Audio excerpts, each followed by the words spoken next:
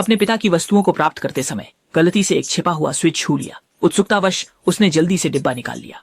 उसे लगा कि अंदर कोई बड़ा रहस्य छुपा होगा, लेकिन जब उसने खोलकर देखा तो पता चला अंदर सिर्फ उसके पिता और उसके बचपन की एक तस्वीर थी। लेकिन जैसे ही लड़की ने निराश होकर तस्वीर को रखा, उसने देखा कि अंदर एक चाबी और एक कागज भी था।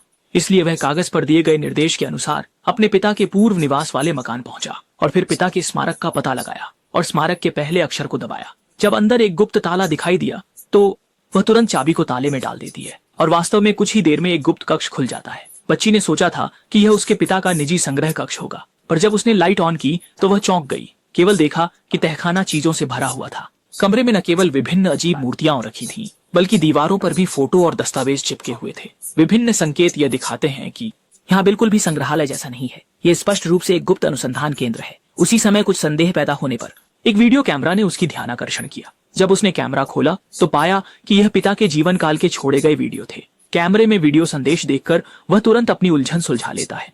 पता चला कि पिता ने एक दुनिया का प्रमाण देने के लिए हमेशा से बेनिफ के रहस्य का अध्ययन और खोज कर रहे थे और बेनिफ को मृत्यु की मां कहा जाता है। कहा जाता है कि अगर कोई उसे छूता है तो उसे न केवल असीमित धन मिलता है, बल्कि वह लोगों को बहकाने और उनके दिलों को नियंत्रित करने की ताकत भी प्राप्त कर सकता है। इसी कारण बेनिफ को हमेशा के लिए यमाताई के द्वीप पर सील कर दिया गया था। हालांकि वह एक संसार से कटे हुए स्थान में दफन हुआ था और इतिहास ने भी उसके अस्तित्व को मिटा दिया, लेकिन ताकि दुष्ट शक्तियां बुरे लोगों के हाथों में न जाएं। पिता दृढ़ निश्चय करके यामाटाई की ओर चले गए और लॉरा को उसके गायब होने का कारण पता चलने के बाद उसने निर्णय लिया कि वह उसके पिता को खोजने के लिए यमाताई जाएगी। इसके लिए उसने एक नौका विशेष रूप से खरीदी और उसने अपने प्रेमी अजू को भी साथ चलने के लिए मना लिया। हालांकि जब वे जहाज लेकर रवाना हुए तो अज्ञात था कि खतरा धीरे धीरे करीब आ रहा था, क्योंकि यमाताई द्वीप शैतान के समुद्र क्षेत्र में है और जो भी जहाज वहां जाता है बिना किसी अपवाद के सभी गायब हो जाते हैं।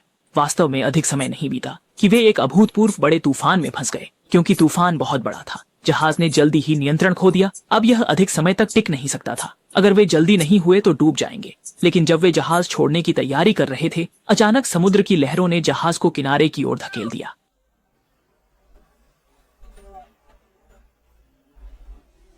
जोरदार टक्कर से लॉरा को डेक पर पटक दिया, लेकिन वह खड़ी हो पाती तभी एक और बड़ी लहर आ गई जिसने जहाज को ऊंचा उठाकर सीधा बड़े चट्टान से टकरा दिया। समुद्र का पानी जहाज को डुबोने ही वाला था, लेकिन सौभाग्य से लॉरा ने तेजी से प्रतिक्रिया दी। वह तुरंत जहाज के आगे की ओर भागा और लहरों में कूद गया।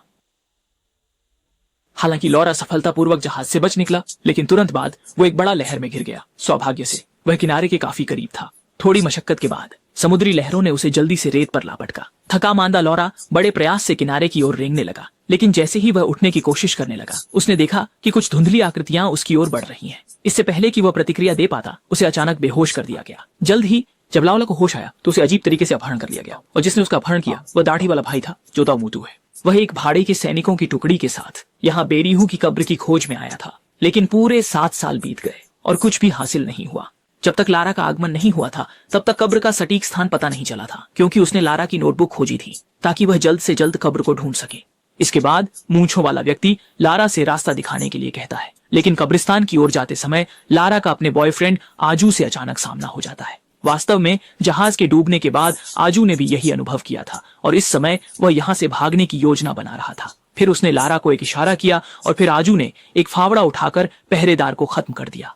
आजू के गुप्त इशारे पर लॉरा सफलतापूर्वक जंगल में भाग गई, लेकिन वह अभी ज्यादा दूर नहीं भागी थी कि उसे एक खाई ने रास्ता रोक लिया। कुयोंगबिंग जल्द ही पीछा कर रहे थे। बधाई हो, ऊपर एक सूखा पेड़ ठीक से खाई के ऊपर लेटा था। लॉरा को छिपने की कोई परवाह नहीं थी। अपने आप को मजबूर करते हुए अकेला पुल पार करने लगे और परिणाम स्वरूप एक इंद्रधनुष दुर्भाग्यवश जंगल में गिर गया। दोनों हाथ रस्सी से बंधे होने के कारण लॉरा पानी में जोर से संघर्ष कर रहा था। बड़ी मुश्किल से वह पानी की सतह पर आया, लेकिन तेज बहाव की नदी उसे ले जा रही थी। वह चट्टान को पकड़ने के लिए हाथ बढ़ाना चाहता था, लेकिन गीली चट्टान पर बिल्कुल पकड़ नहीं थी। सामने खाई थी, लेकिन हैरान करने वाली बात, हमेशा टूटने की संभावना रहती है।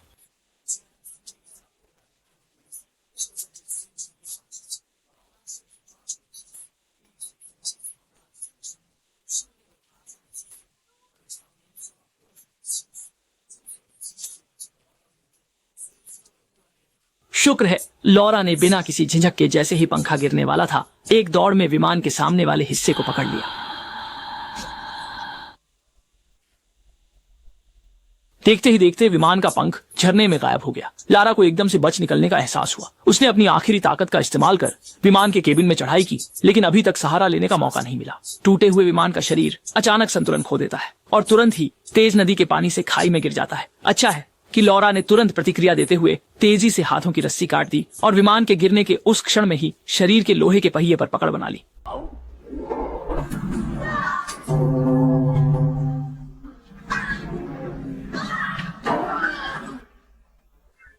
सौभाग्य से विमान चट्टान के बीच फंस गया था। इससे लारा की जान बच गई, लेकिन दुर्भाग्य से विमान केवल कुछ ढांचे के टुकड़ों पर टिके था जो एक व्यक्ति का भार भी नहीं सह सकता था। वह अभी उठा ही था कि लोहे का ढांचा हिलने लगा। जैसे ही विमान टूटने को था, लारा ने अचानक एक पैराशूट बैग देखा।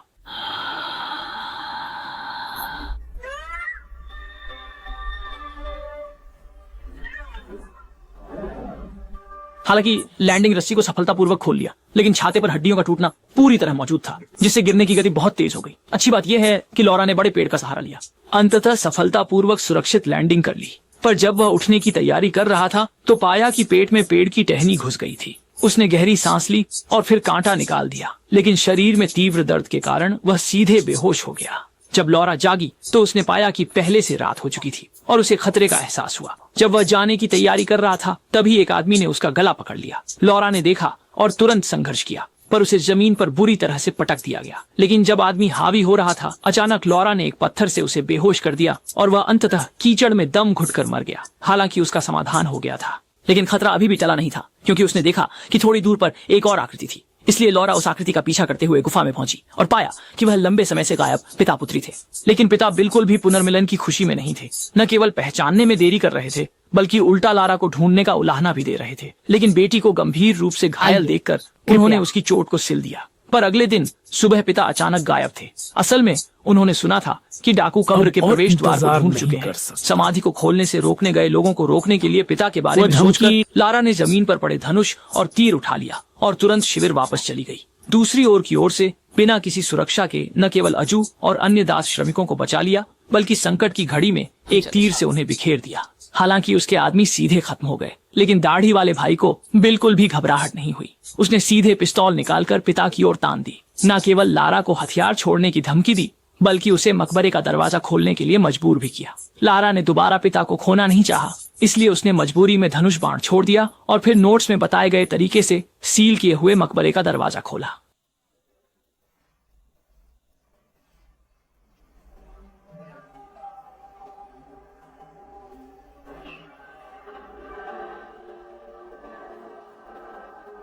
इसके बाद लॉरा के नेतृत्व में वे जल्दी ही गुफा में पहुंच गए। लेकिन जैसे ही वे मकबरे के अंदर पहुंचे, अचानक एक ठंडी हवा चलने लगी। सभी को तुरंत ही पीठ में ठंडक महसूस होने लगी। लेकिन हुजी भाई को यह ज्यादा अचरज की बात नहीं लगी। लोगों को आगे बढ़ने के लिए प्रेरित किया और जैसे ही कुछ कदम चले, लॉरा अचानक एक फंदे पर पैर रख देती है। हालांकि अजीब बात यह थी कि स्पष्ट रूप से फंदे की आवाज तो सुनाई दी, लेकिन मकबरे के अंदर कोई हलचल नहीं हुई। क्या यह हो सकता है कि पुराने फंदे ने काम करना बंद कर दिया हो? जैसे ही सभी ने राहत की सांस ली, अगले ही पल भीड़ अभी भी हैरानी में थी कि अचानक दो बड़े गोल डिस्क लुढ़क आए और तुरंत ही आगे पीछे के गुफा के द्वार को बंद कर दिया।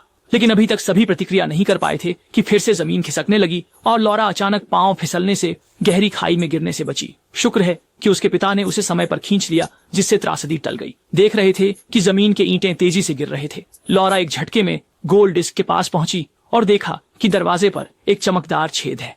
वह तुरंत समझ गया कि यह नियंत्रण यंत्र की चाबी होनी चाहिए और पिता ने यह देखकर झट से दीवार की मूर्तिकला को खोला और अंदर एक लाल चाबी पाई।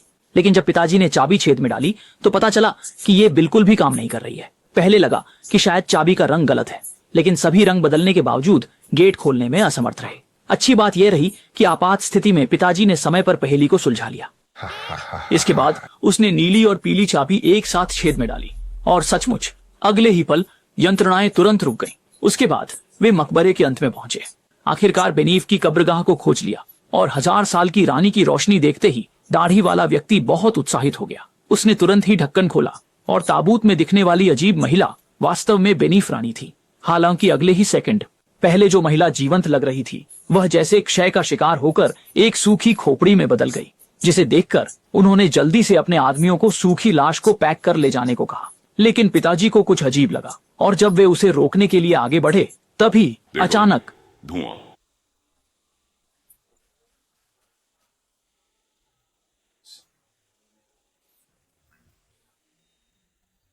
यह सिर्फ एक झूठा अलार्म था, पर जैसे ही वे लोग शव को उठाने की तैयारी करने लगे, अजीब चीज फिर से घटित हुई। आदमी का हाथ अचानक से सड़ने लगा और इससे पहले कि वह प्रतिक्रिया कर पाता, वह सड़न पूरे शरीर में फैल गई और अगले क्षण उसने दम तोड़ दिया। इसे देखकर लॉरा को आखिरकार समझ में आया, मूल रूप से बेनीहू तो एक वायरस वाहक है और दाढ़ी वाला आदमी तो बीमारी पाने के लिए है। बस उसने अपनी जेब से एक प्लास निकाला, सीधे शव की एक उंगली काटकर प्लास्टिक बैग में सावधानी से डाल दिया। इसी बीच लॉरा को पिता का इशारा मिला। उसने तुरंत पास की दरांती उठाई और पास के भाड़े के सैनिक को पहले ही खत्म कर दिया। लगभग उसी समय पिता ने भी बंदूक उठाई और दाढ़ी वाले को गोली मार दी और घायल मूंछों वाले भाई ने भी तेजी से प्रतिक्रिया की। उंगली को जेब में डालने के बाद तुरंत गोली चलाकर पलटवार किया।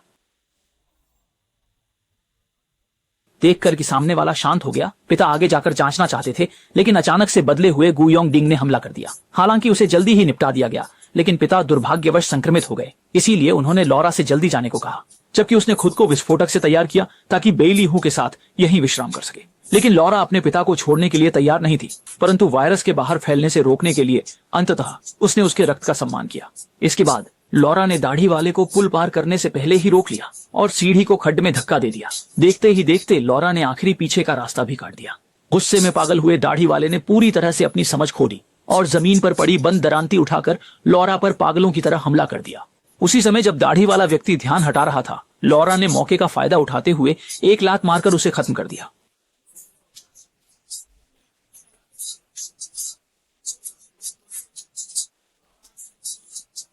फिर रानी की उंगली निकालकर उसे दाढ़ी वाले के मुंह में डाल दिया और उसे धोखा देने से पहले ही उसे गहरी खाई में लात मार दी। और इस समय पूरा गुफा भी शुरू हो गया। देखा कि बड़े बॉस के पास बहुत मजबूत और सुपरमो निंग लेनदाव है और एक छलांग में घाटी को पार कर गया।